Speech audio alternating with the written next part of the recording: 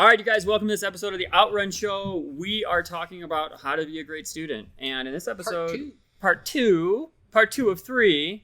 And on this episode... Whoa, don't throw out a binary. It could be we could have 4 parts. We could be done. So this could be your last chance at it. It's just part 2. We're just counting up. This is part 2 for sure, though.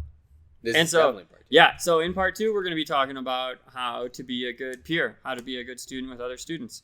And so we give you the best tips. You might even learn how to make some friends. Yeah. Oh, yeah. And if you do have friends, this will definitely make you friends. This will at least keep friends, right? Oh, yeah.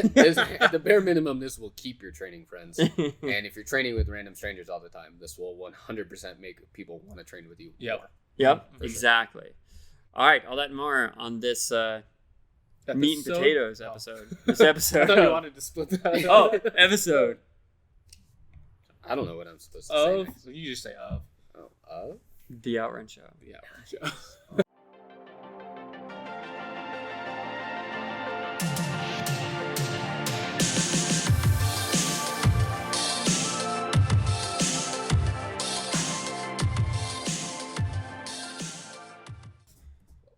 We're chatting about we're on like how to be a good student, right? And last time we talked about how to be a good student when specifically in relationship to like your coach.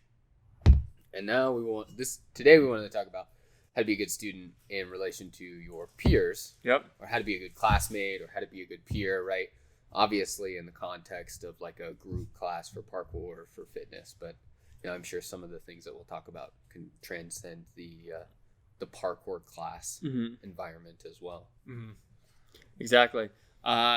So what does it mean? Let's establish the setting. So we've got a couple different settings. We've got like a classroom setting. We've got maybe like an outdoor like jam setting. And then we've got like, I like to talk about maybe travel, because sometimes people travel in small groups and you're stuck in like a van or a rental or whatever with some people for a very long time. How do you keep that sanity, keep morale high, right? And morale high in those situations. So I'll kick off with class stuff. Do you want to talk about the road trip stuff? Van stuff? Yeah, I gotta collect my thoughts. Yeah, collect your thoughts on that real quick. So in classes, I think what I really love is when students are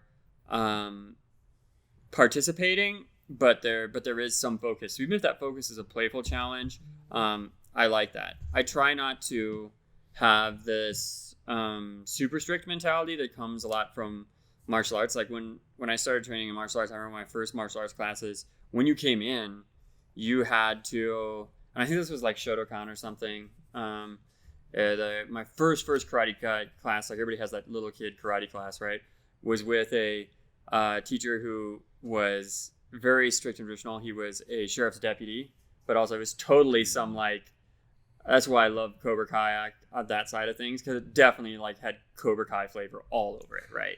Like this, blonde like white dude who like has this dojo, and he's like, here at Sheriff's Cobra Kai, right? Right? This guy's a sheriff's deputy, and had this like tough Irish name or something. I couldn't remember it.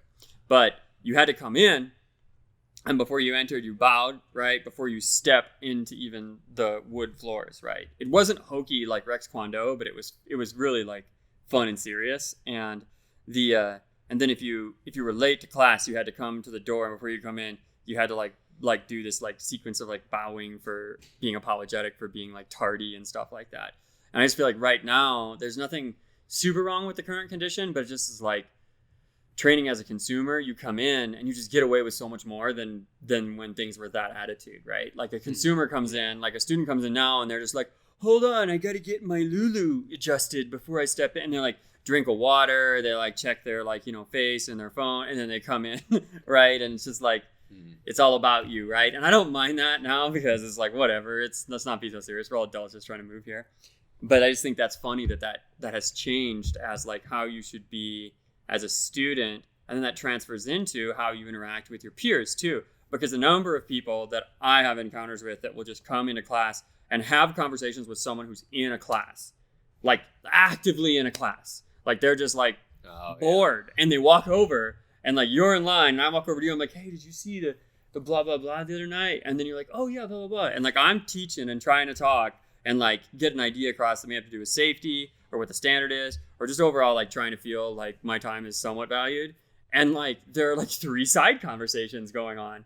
And I'm just like, don't be the person that starts a side conversation. Because plenty of people who are like pretty benign they're not going to have the guts to be like, hey, master's talking. You need to be quiet, right? Like, I'm not looking for that. It's just like, hey, how about if there's a class going on, let's know that it's a class and not happy hour, right? Yeah, so, I mean, no happy hour. It's tough because there is, you want to encourage that like social aspect of students connecting with each other, Mm-hmm. right? And obviously that's a big factor of why a lot of people continue with some sort of group class, right? Is that they feel connected to the other students in that class. Exactly. But yeah, it's pretty rude. I mean, I think we talked a little bit about that in the last episode about like it feels so elementary because it is. You don't talk when the teacher's talking kind of thing, right? Mm-hmm. But like, yeah, it's tough as an adult sometimes because you do want to just like come in and chat with people that you like, But as an adult student, you need to be cognizant, that like you're not just there for you, right? Like having that social interaction may scratch that itch for you, but like you got to do it at the right time. And the peer that you're talking to may be actually struggling with this skill. Right, and actually trying to listen to the coach as the coach is giving the tips and the safety and talking about what the technique is and how we apply it and where we apply it and what the drills look like. And more times than not, I'm talking with the intention of those things falling on the ears of someone who needs that attention, and someone who doesn't need it has the feeling like, oh yeah, I've already done this, so I'm just gonna, hey Justin, blah blah blah blah blah. You know what I mean? Mm-hmm. And it's like, well, Justin's the one that needed to hear this.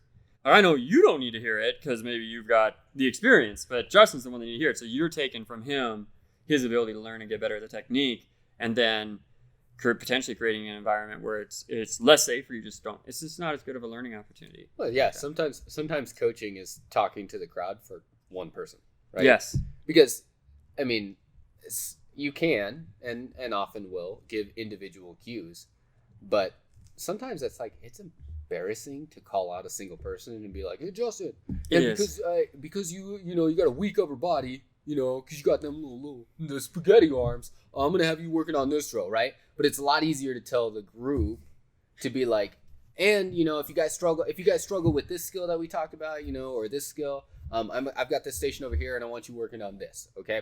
Right? Then everybody's like, oh, okay, cool. But the one person that's like, I can't do this, they're like, oh, okay, I have an out.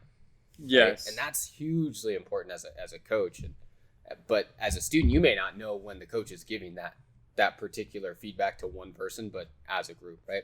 And the other thing, I'll say 2 more points on the class stuff, and then we'll jump to one of you guys about fanboy. So the other thing, surprisingly, I feel like there's some overlap. Is it like knowing when to talk? Like when you're in a van for a long period of time, knowing when to talk is very important.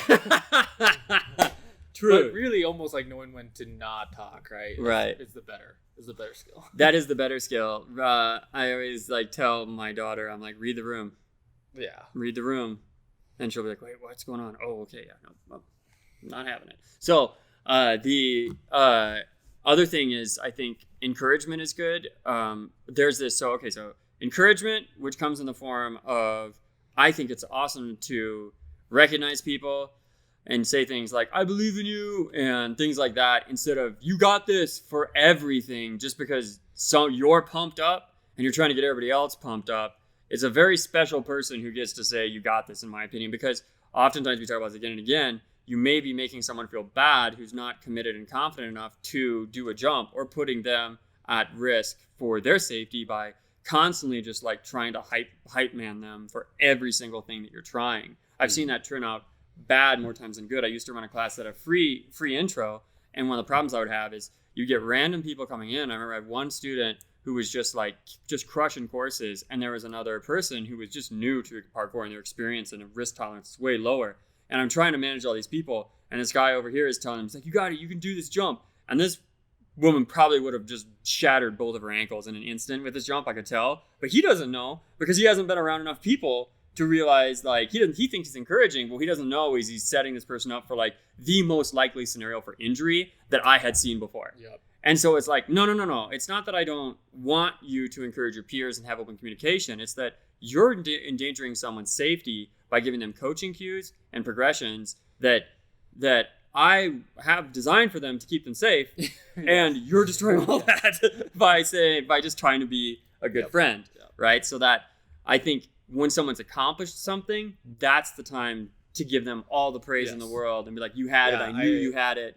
There is a sense of like, just a boost that people get when other people are cheering them on, but I don't think that boost is really that good for that person in the long run, right? If you're standing there looking at something and you need confidence to do it, I don't think you're ready for it. Agreed.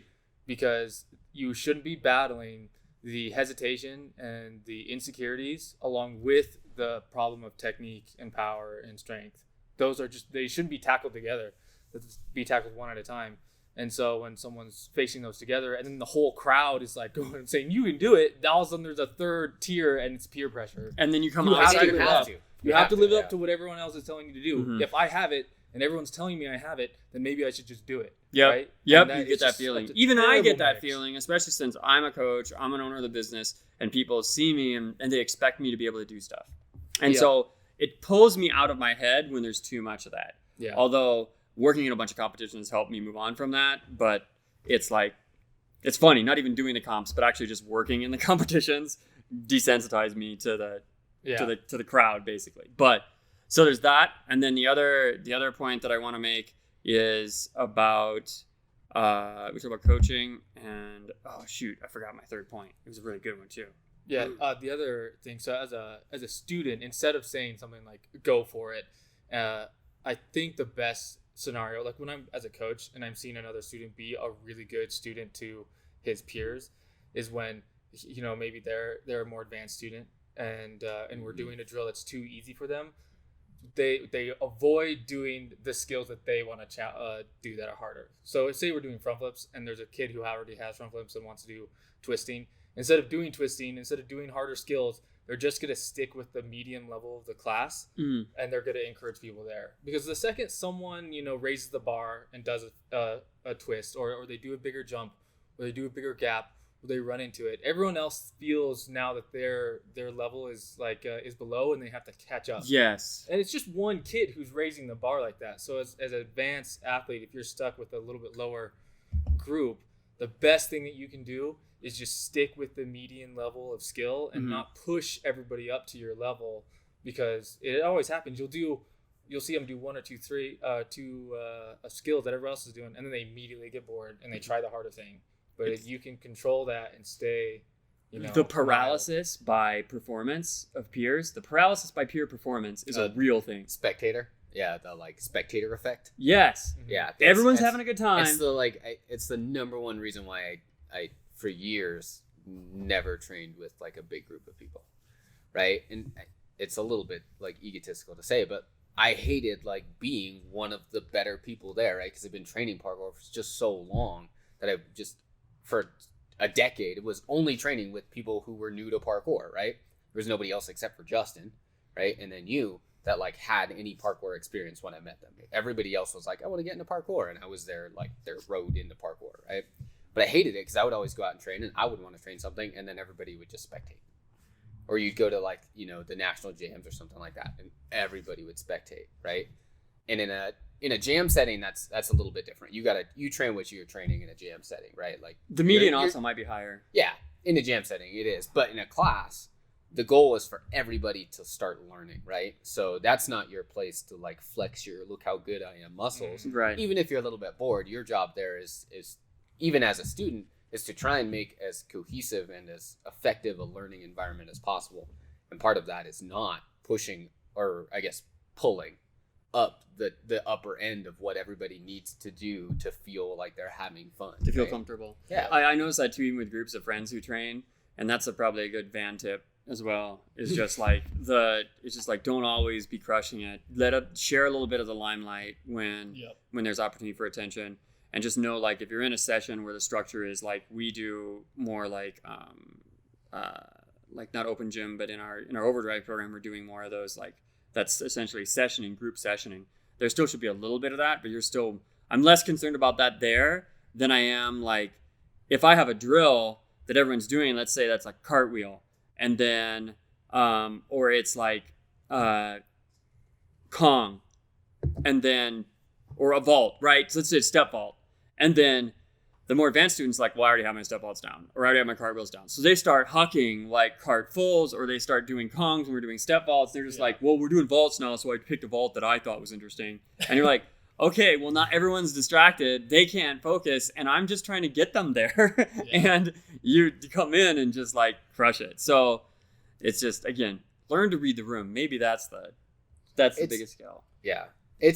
We've mentioned it too before, but like it's a bit like when you have an advanced student who's like, oh man, I suck.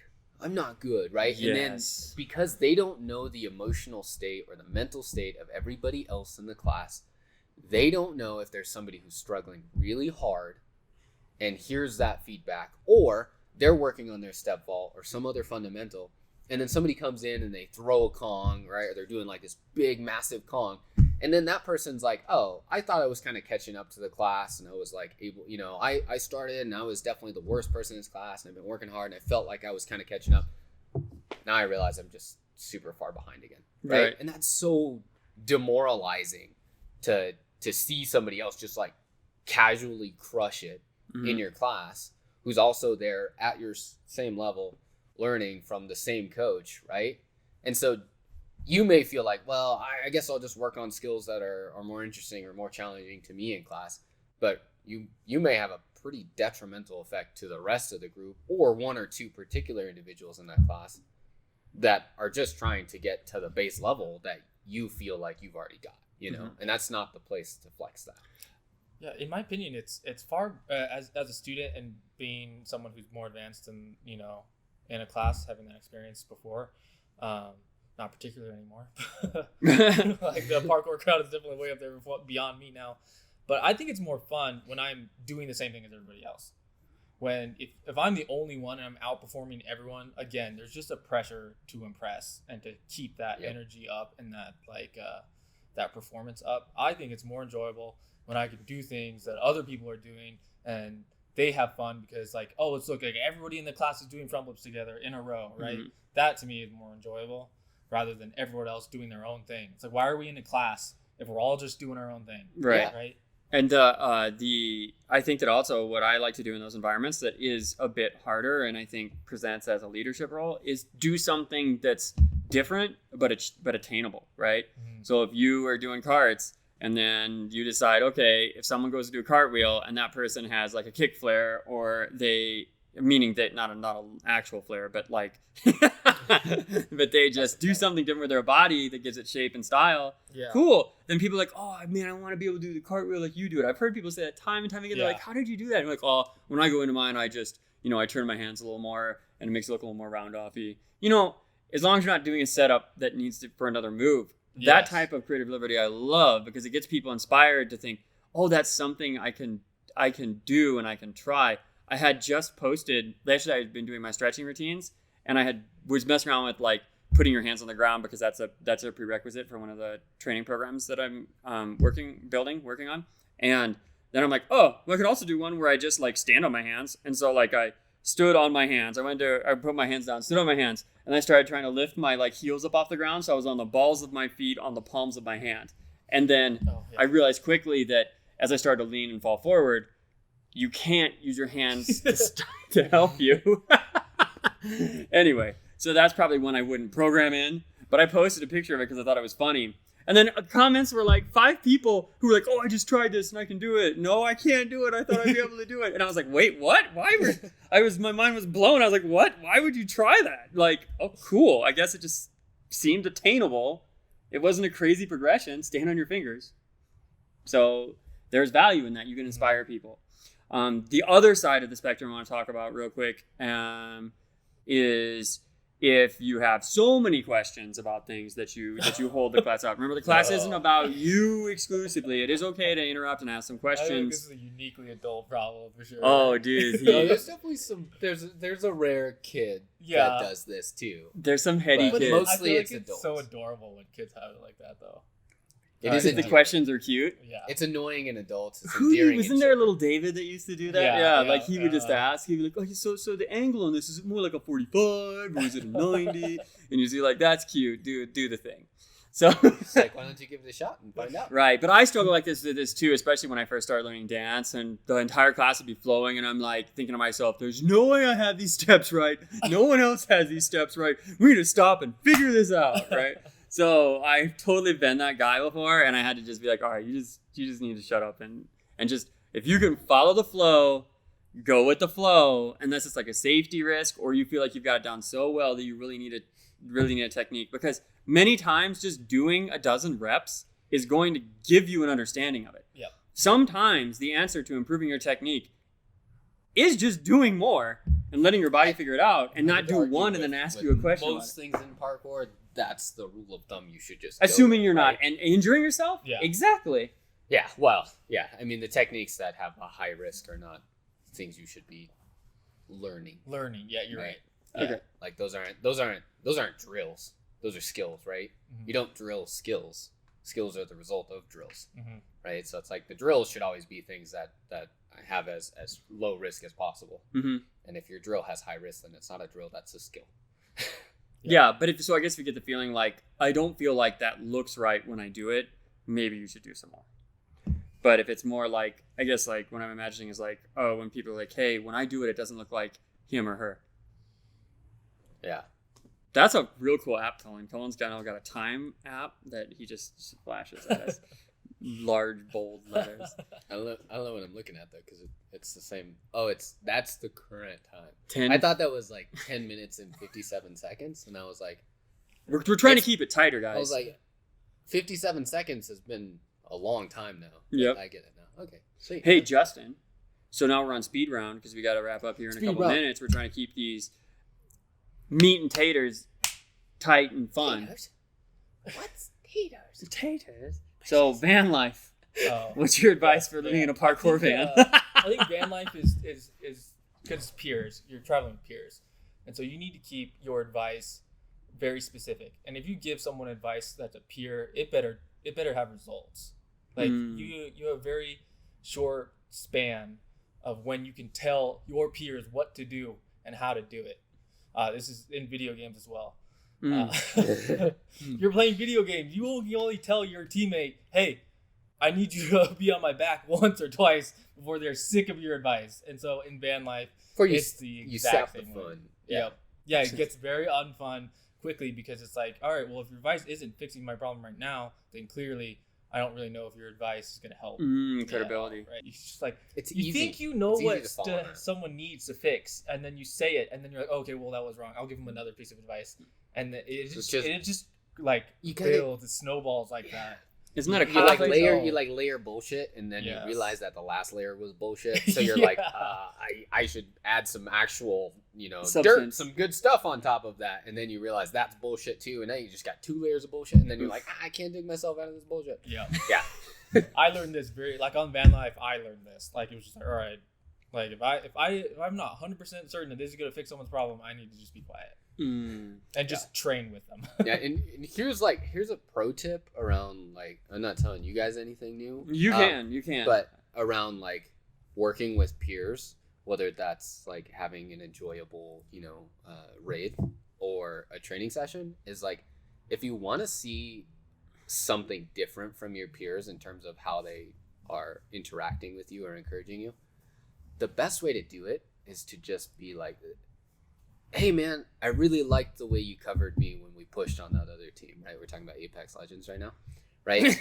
Like if you rush on a team, and it's got to be genuine. Your teammate can't be just looting off in the field. 'Cause they'll know that you're just Now I like, know you're talking yeah, about me. they know that you're just like tongue in cheek stabbing at them. But like if they were there, you're just like, hey man, I really like, nice job going around the left, or nice job like pushing with the team with me, right?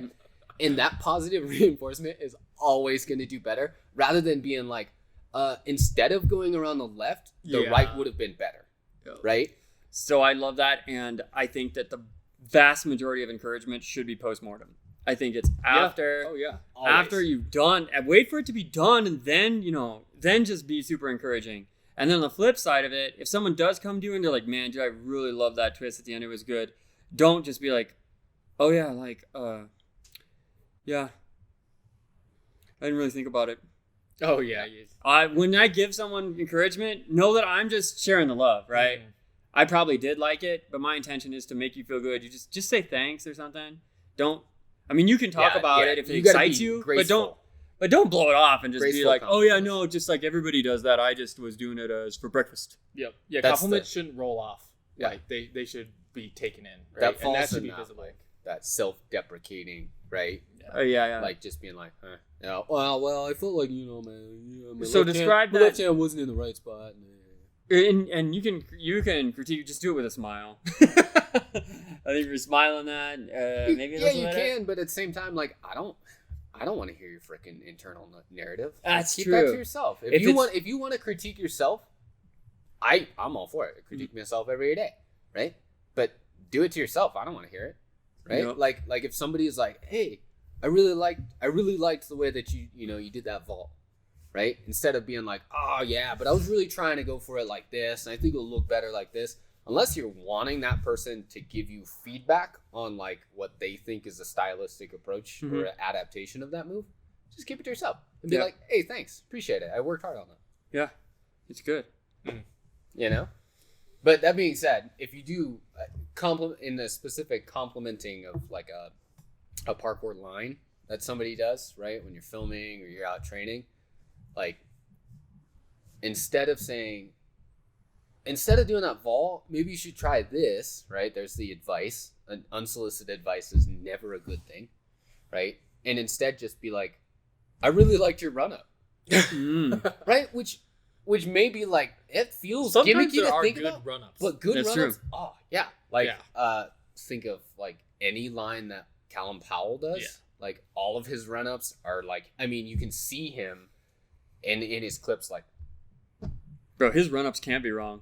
and then he goes for it, and you're like, every step was exactly where it needed to be on his run up, right? Yeah. So run ups can absolutely be a thing that you compliment, or you can be like, "Whoa, that was really cool. I like the way that you did that," even though there might have been 10 moves in that whole line. Complimenting that one, because how many times when you're filming a line do you change the individual sections? Mm-hmm. Hundreds of times, right? You're like, "No, I didn't do that. I Nope, like not gonna do the that." third one. You should stick with that. Yeah, exactly. Mhm. And then of course when that person's going through to like revise their line or add stuff, they're gonna be like, "Okay, well, I'm gonna keep this part because I got a compliment on it." Yep. Consciously or subconsciously, they're Right. gonna be like, "That part looked good because I got a compliment on it, so I'm gonna work around that point for my line." Right? That's being a good peer. That's being an encouraging and productive peer, because you're not giving them feedback, but you kind of are, and you're like, "That part, keep that part," but you don't have to say that. You're just like, "That was cool. I like that cup." So be encouraging. Try to keep compliments for post-mortem. Yeah. Read the room. Don't be the person on if I'm not saying don't, but try not to be the person on either sides of those spectrums, right? And allow your peers the opportunity to learn, and remember it's not all about you, kind of thing, right? Yeah. All right, you guys. So we got to wrap this episode up. Anything else that you guys have to say? Because we're just a little bit over. We're good? Good? Yeah, Okay. All right. So, again, you can listen to us on Spotify, Apple, YouTube, pretty much anywhere. Anchor. Do we use Anchor still? Yeah, we do. We still use Anchor? Yeah, Okay, cool. we do. It's the I've never really played much with Anchor, but if you're listening, check it out. It's kind of cool, I guess. It's a good tool. But but you can watch us on YouTube too, which is kind of cool. You can see all of our gestures and all of our pretty faces. Or you can Animation. listen to us on the go, on your drive. That's right. All right. Thanks, you guys.